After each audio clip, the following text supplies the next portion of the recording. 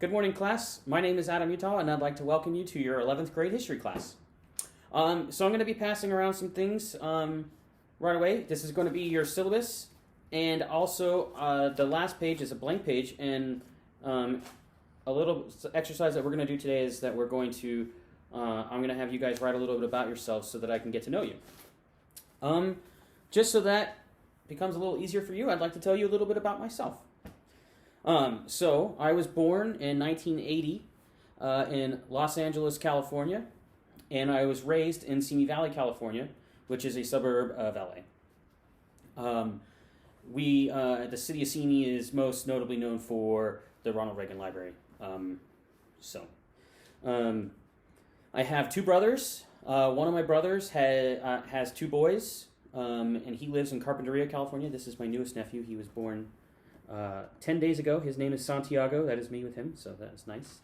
And my younger brother lives in Yeruham, Israel, and he has two baby girls, and I basically get to say hello to my nieces and nephews via Skype or FaceTime. My academia history.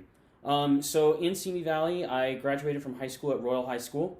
I then moved on to Moore Park Junior College, and after 2 years of attending Moore Park Junior College, I moved on to California State University, Chico, where I earned my degree in history.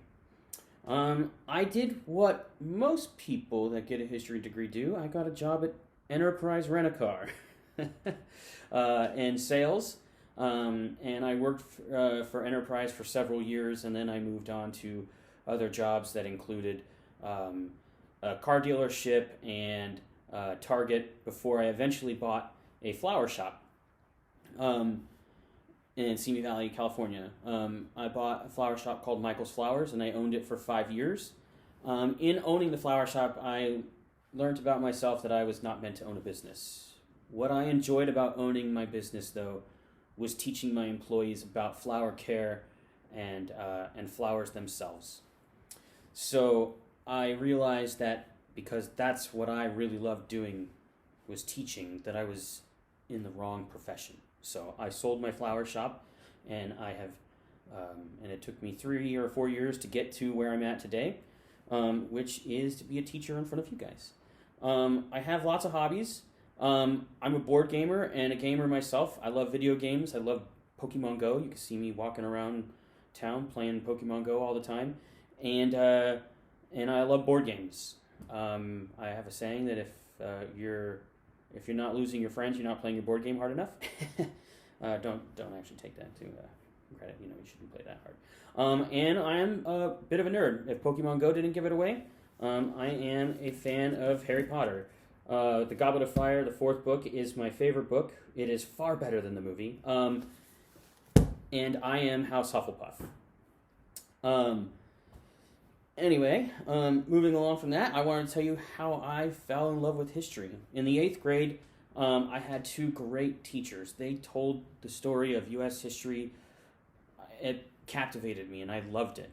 And I flew with 30 of my other classmates to Washington, D.C., and I fell in love with Washington, D.C. and the greater mid-Atlantic area, Maryland and Pennsylvania, the cherry blossoms, all the monuments, the museums, and I just knew that at one point in my life I was going to live there.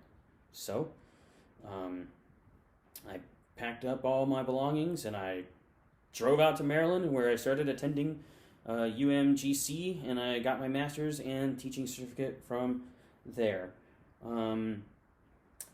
Well, I would like to tell you a little bit about our class going forward, our U.S. history class going forward. So there are rules that are on your syllabus. I'm going to tell you an academic rule that I'm going to impose. If I say something 3 times, then I guarantee you it is going to be on a test or an exit ticket or a quiz. So if I was to say that the United States declared its independence from England in 1776, that the United States declared its independence from England in 1776, that the United States declared its independence from England in 1776, I guarantee you it's going to be on a test, an exit slip, or a quiz.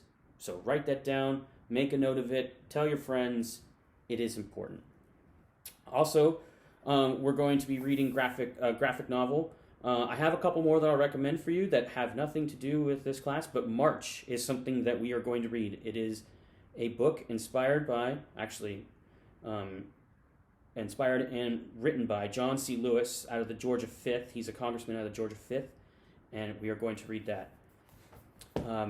And I look forward to the class year. Thank you very much.